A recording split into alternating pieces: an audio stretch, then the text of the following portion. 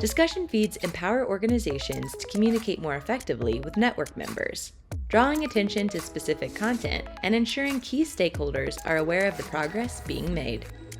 Meta Impact allows you to easily add discussion feeds to any shared space, keeping your network engaged right where they are.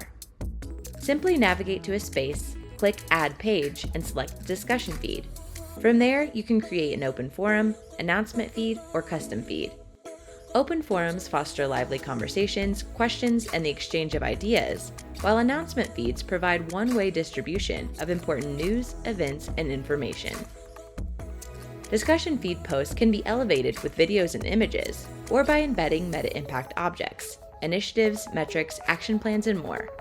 Just #mention any Meta Impact object to easily share it within a post.